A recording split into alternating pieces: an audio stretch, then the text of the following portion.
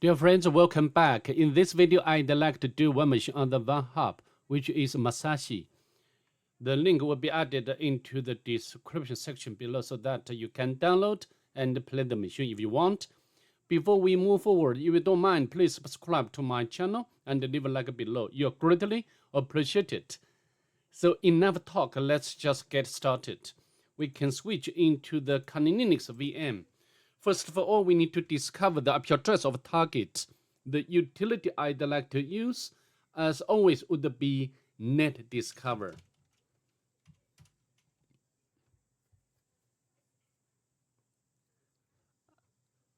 As you can see over here, the IP address of the target could be identified as 134.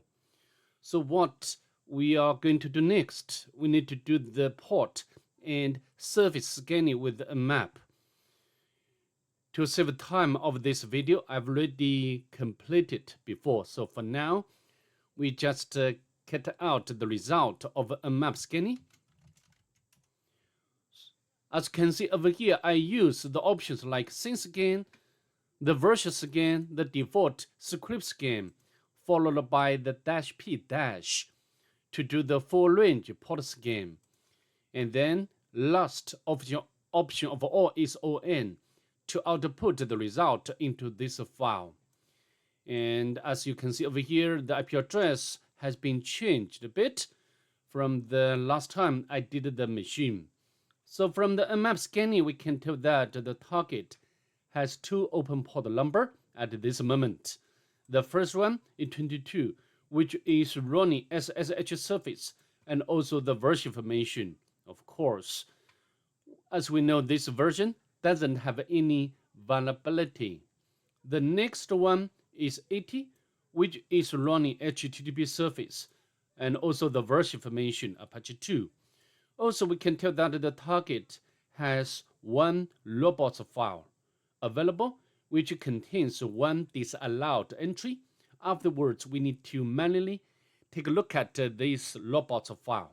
Okay, so now what we are going to do next, we need to start off by enumerating the HTTP service for the enumeration stage. Okay, so now we can fire up our browser and put the IP address of the target. Press enter. As you can see, we got this page, which is default Apache 2 page back from the web application or from the target. And as always, we need to check its source code because sometimes source code can give us some important information which we cannot miss. We can scroll down, but in this case, we cannot get anything like that. So next, we can go to the robots file. The three entries, we can copy the file name and use the browser to access.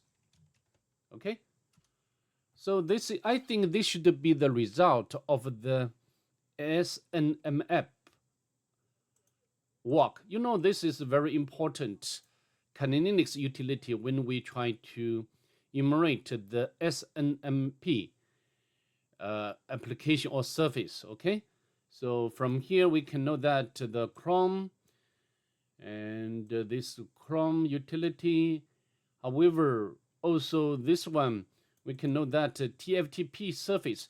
As you know, tftp service is running over the UDP, okay, or transport layer uses the UDP rather than TCP, and even give us the number, port number. Okay, so maybe we can note down such information. So tftp service is running on the target and it's accessible by everyone. Okay, and also the port number. And here give us the my circle But I think just now we didn't discover the my circle surface. Anyway, now we can take a look at the second entry, the SH folder. So I think the file name itself can tell a lot to us, right? SSH folder. So from this text file should be coming from the SSH folder of the user. Yeah, this user. So we can copy. This should be the username for the target. And also we can know that the two files we can, so the private key. So maybe next we need to download or retrieve these two files. However, at this moment we don't know its way. Okay, and we can note it down onto another book, and then we can get the security, the last entry in the robots file. Press enter. So if it's a bug, then let me know on Twitter. I think this file itself cannot give us anything in terms of penetration. Okay, so next, before we try to, make more manual enumeration, I'd like to do some sort of the automatic enumeration with some utilities like Nigato. And I press enter to start this enumeration with web application by Nigato. Nigato can give us information, for example, like version information, the header information, and also like allowed HTTP methods. Some cases, the Nigato even can give us the exploit of the web application if it has.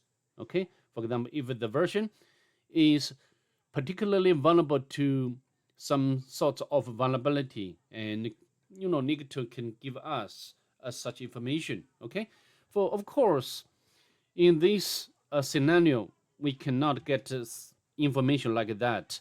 Next, we can use GoBuster to do the directory enumeration.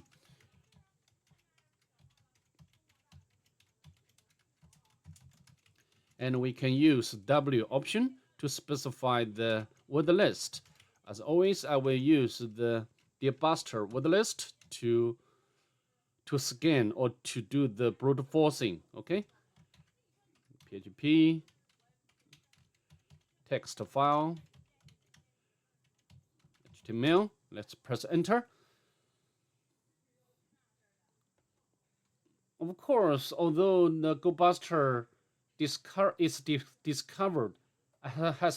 discovered, sorry, my bad, some files like security or robots file, all of which are found in the robots file. Okay.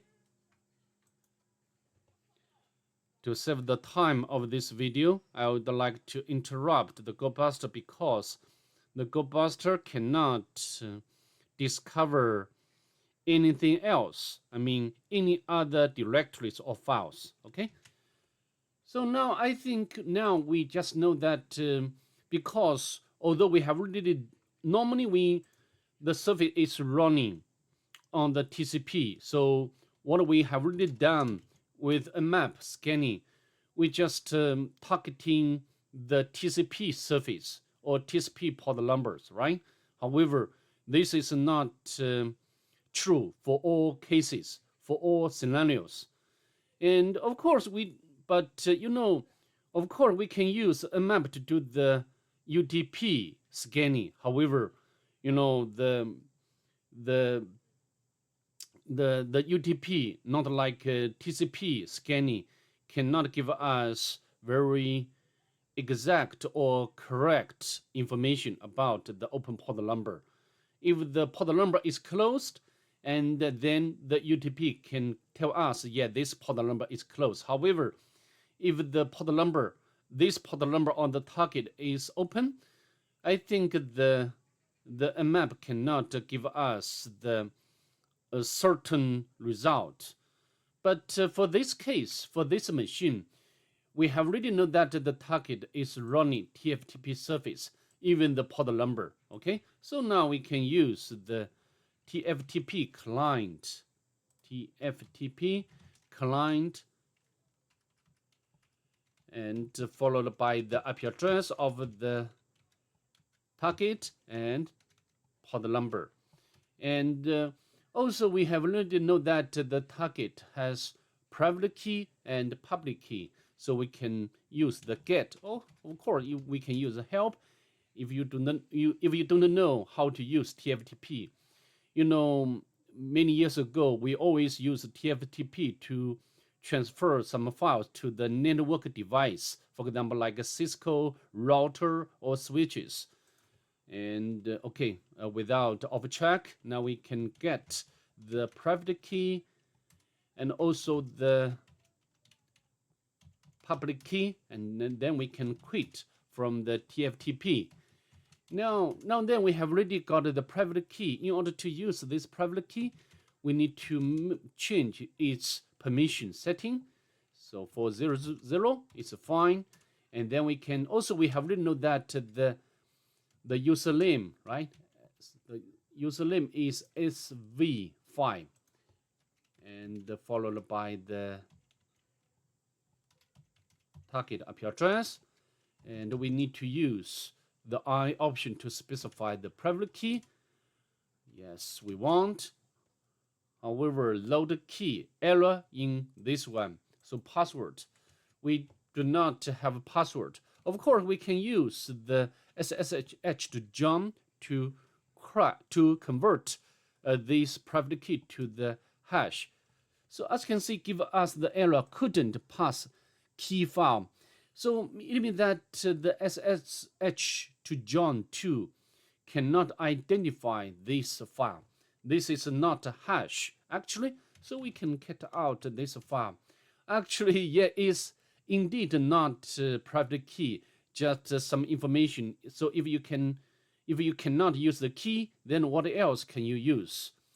Of course, then we can use, because now we have already got the username SV5. Then we can use Hydra to crack the password, right? And we can use RockQ as word list. However, just now before we do this, I'd like to check out another file, and we can get out the public key. Actually, this is not a public key. This is just some message. For example, doodle, seriously, the key doesn't work here. Try the other Q things here. It means that next we need to use Q. Q is a utility which can generate the word list from the web pages. Okay, so we can even give us the file, okay, or page which we need to retrieve. We can use Q, and the D3 or maybe 1 is enough, and then we can followed by the IP address or URL and index HTML, and we can write or save into like dictionary. Then we can check how many words in this one, 239, and then we can use the Hydra. So this time we do not need to use the huge word list RockQ. We just use the custom small, much smaller word list. This is the instructed by, we just follow the instruction by the author, and we can use the username SV5, and then the word list is dictionary, and then we can crack the password for this user. Press enter. Because this word list is rather small, they are just about a little more than 200 words as total. So I think we can wait until the Hydra can retrieve the valid passwords, and then we can go on. Okay.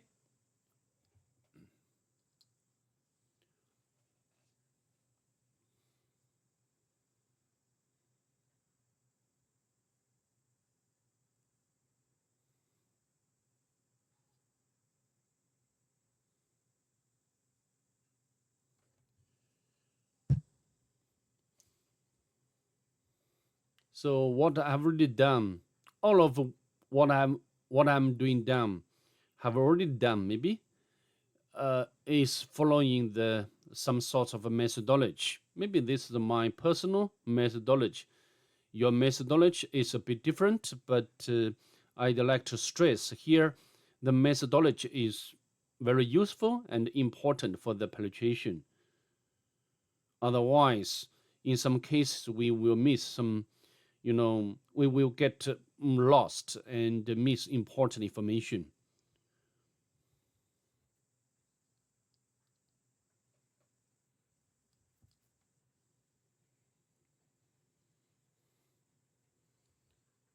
Have already tried the 144 words. So okay, as you can see, the Hydra has already successfully retrieved the valid combinations of username and password. So then we can log in to the target via SSH. And this time we do not use the private key and the password.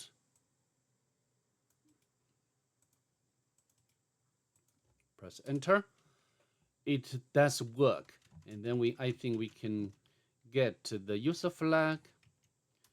And next we need to do some local enumeration to, make privilege escalation. So we need to check out VI, so clear. Okay, now we can sudo. We need to check whether this user can run sudo. It can, without supplying the password of root user. And here the binary or utility is VI, so the escalation itself would be very easy. We just open up this editor, and we can use any file name like a test, and we can comma sh question mark, not question mark, and exclaimer, right? Oh, sorry, I need to put the sudo in the front of this command, and then we can get our privilege escalated. VI.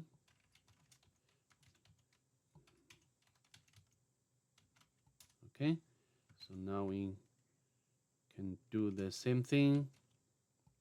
As you can see, we have already become root user, and then we can get the root flag without any problem. So that's pretty much it. I'd like to see you in the next one. Bye.